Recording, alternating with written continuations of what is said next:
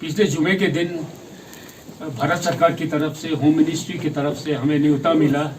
कि हम दिल्ली आए और जो मांग हमने उठाई थी लद्दाख के लोगों के बिहाफ पर, उसके सिलसिले में बातचीत करने के लिए हमें बुलाया गया है। अकॉर्डिंगली वेनरेबल कुशोक थिकसे की क़यादत में एक छोटा डेलीगेशन जिसमें मैं शामिल था और साथ ही कासिम दोरजे लगरुक फॉर्मर मिनिस्टर, हम टीम दिल्ली पहुंचे और बहुत ही सद्भावपूर्ण वातावरण में हमारी बातचीत हुई। हमें इस बात का तसल्ली है कि ये बातचीत होम मिनिस्टर श्री अमित शाह की मौजूदगी में हुई, क्योंकि पहले हमें बताया गया था शायद वो ना मिल पाए, तो हमारा वार्तालाप जो होगा वो minister of state for home उनके साथ होगा। लेकिन जब हमने देखा कि अमित शाह जी वहाँ पर स्वयं मौजूद है तो हमें तसल्ली भी हुई, और जब वार्तालाप की शुरुआत में ही हमें इसका पूरा संदेश मिला कि वो इस मामले में लद्दाख को जिस तरह का कॉन्स्टिट्यूशनल सेफगार्ड की हम डिमांड करते थे उसके बारे में वो भी चिंतित है, और उनके संज्ञान में भी ये सब बातें थी। और उन्होंने पूरा हमें आश्वासन दिया कि चाहे 6 शेड्यूल के अंतर्गत या कॉन्स्टिट्यूशन के किसी और दायरे के अंदर लद्दाख के लोगों की जो मांग है उसको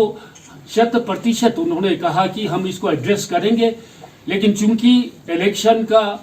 ऐलान हो चुका था और कोड ऑफ कंडक्ट जारी हो चुका था, इसलिए हम उम्मीद भी नहीं कर सकते थे कि कोई फैसला तुरंत हो।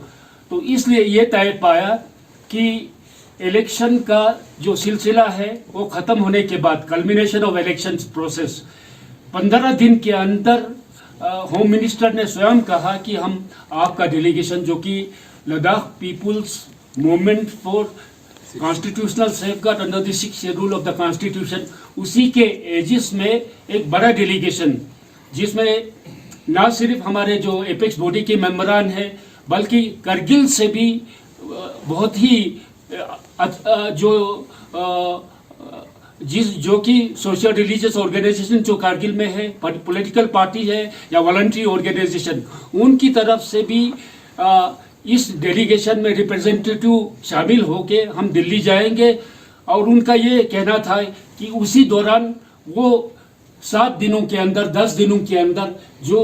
खदशात हमारी है, जो हमारी रिजर्वेशन है, उसको पूरी तरह से एड्रेस करेंगे, जिसमें कि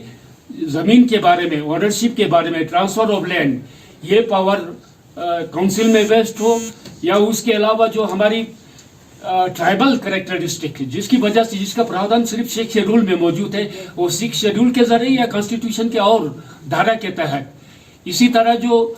हमारे पढ़े लिखे नौजवान को जो संशय है कि अगर ये ओपन हो जाता है तो हमारा जो मुकाबला है वो भारत के सभी क्षेत्रों से आए हुए जो कैंडिडेट्स उनके साथ होगा, और हमारा जो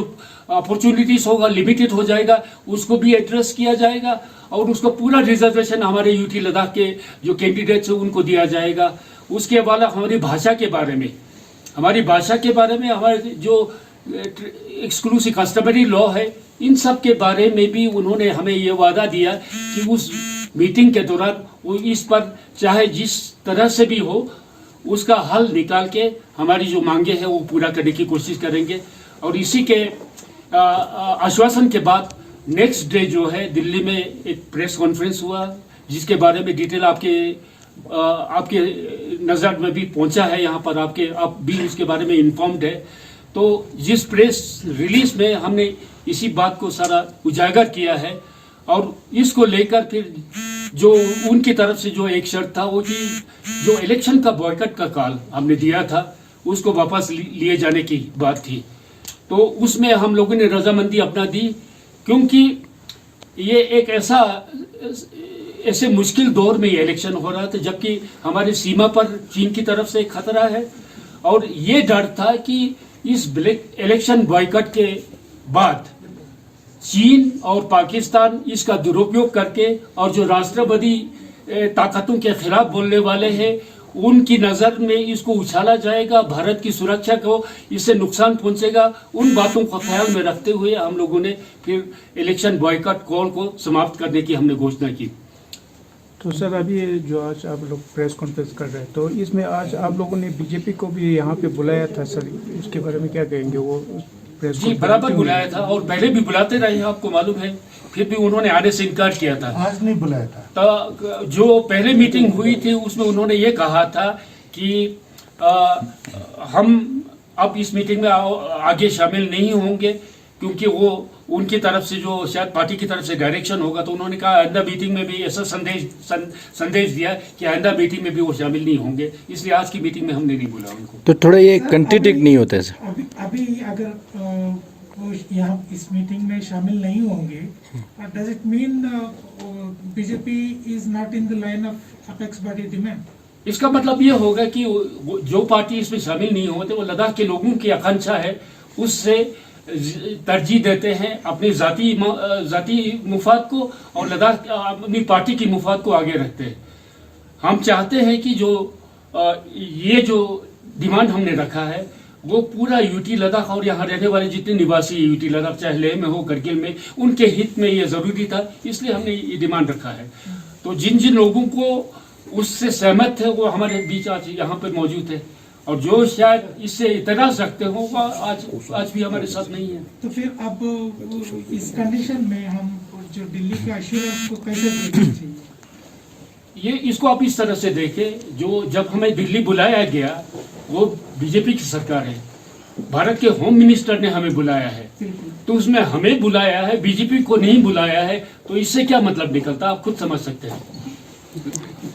मानो धोखा हो जाए इसमें आपके साथ में, जी, जितने आपने तैयारी की है और जितना डिमांड रखी,